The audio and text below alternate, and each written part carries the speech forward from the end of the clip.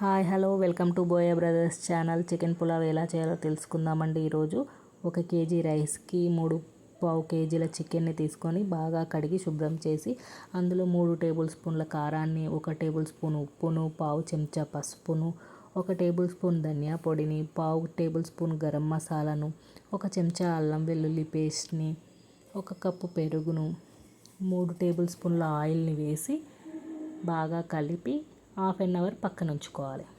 ఈలోపు 2 టమాటాలను, 2 ఆనియన్ని, 1 కొత్తిమీర కట్టను, 2 రెమ్మల కరివేపాకును, 2 రెమ్మల పుదీనాను, 4 పచ్చిమిర్చీలను కట్ చేసుకొని పక్కన ఉంచుకోవాలి. మసాలా పోపులోకి వేయడానికి మసాలా దినుసులను కూడా తీసుకోవాలి. 2 బగారా ఆకులను, 2 పెద్ద ఇలాచీలను, 5 లవంగాలను, 4 చిన్న ఇలాచీలను, కస్తూరి మేతిని, మరాఠీ మొగ్గ, స్టార్, జాపత్రి ఇలాంటివి తీసుకొని పక్కన ఉంచుకోవాలి. ఇప్పుడు గ్యాస్ ఆన్ చేసి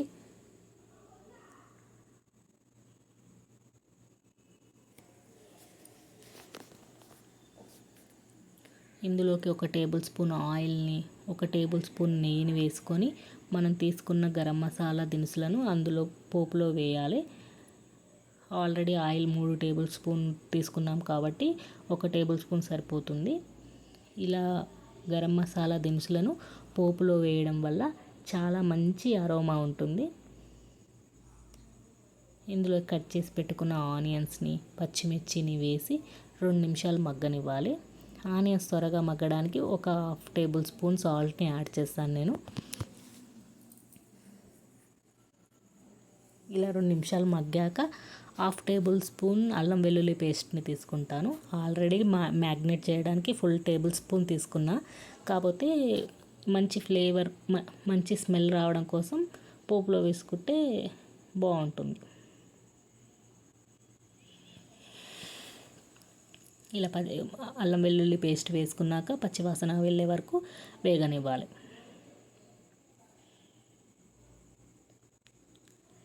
మంచి స్మెల్ వస్తుందండి. ఇప్పుడు కట్ చేసి పెట్టుకున్న టమాటాలను వేసి 1 మినిట్ మగ్గనివ్వాలి.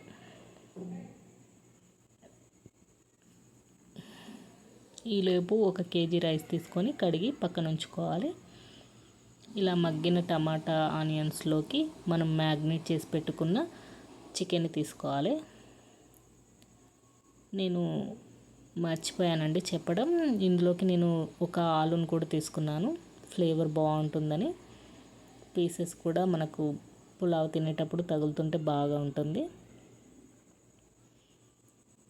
ఇలా 2 నిమిషాలు మగ్గనిచ్చి మూత తీసి మళ్ళీ ఒకసారి కలిపి ఇంకొక 10 మినిట్స్ మగ్గనివ్వాలి. చికెన్ని 25% ఉడకనివ్వాలండి. చాలా మంచి స్మెల్ వస్తుందండి. ఇప్పుడు కడిగి పెట్టుకున్న బియ్యాన్ని వాటర్ వంపేసి బియ్యాన్ని చికెన్లోకి తీసుకోవాలి. దీన్ని కలియబెట్టి 1 మినిట్ కలియబెట్టాలండి. తర్వాత 1 కేజీ రైస్ కదండి, అంటే 4 గ్లాసులు, దీంట్లోకి 6 గ్లాసుల వాటర్ని, 1 గ్లాస్కి గ్లాసు బావు వాటర్ చొప్పున తీసుకున్నానండి నేను.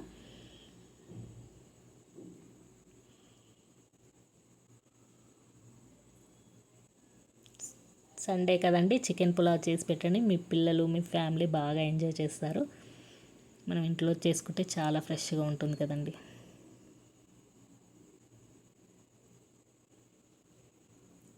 ఇప్పుడు ఒకసారి మొత్తం కలియబెట్టి ఒకసారి సాల్ట్ చెక్ చేస్తున్నానండి.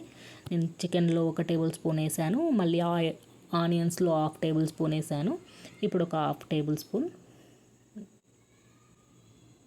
మా టేస్ట్కి సరిపోయిందండి ఇది. 1 లెమన్ కూడా యాడ్ చేస్తున్నాను. యాక్చువల్లీ మ్యాగ్నేట్ చేసేటప్పుడే పిండుకోవాలి, ఇప్పుడు పిండుకున్నా పర్లేదు, మంచి ఫ్లేవర్ వస్తుంది. కాసింత కొత్తిమీర, పుదీనా మిగిలింది హాఫ్ వేసేసాను, ఇంకో హాఫ్ ఉంచాను ఫైనల్గా వేయడానికి.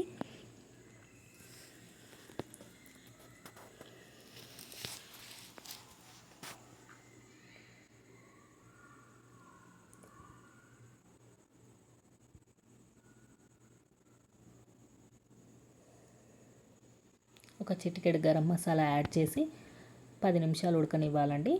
ఇప్పుడు 10 నిమిషాల తర్వాత ఇట్లా ముక్కలని ఒకవైపు వాటర్, ఒకవైపు ఆయిల్, ఒకవైపు అయిపోతుందండి. ఇప్పుడు ఒకసారి కలియబెట్టుకోవాలి. కలియబెట్టుకొని ఇంక మూత పెట్టేసి 10 నిమిషాలు దమ్ము చిన్న గ్యాస్లో ఉంచేయాలి, స్లిమ్లో. 10 నిమిషాల్లో రెడీ అయిపోతుందండి. 10 నిమిషాల తర్వాత పైన మిగిలిన కొత్తిమీర పుదీనాతో గార్నిష్ చేసుకుంటే చికెన్ పులావ్ రెడీ అయిపోతుందండి.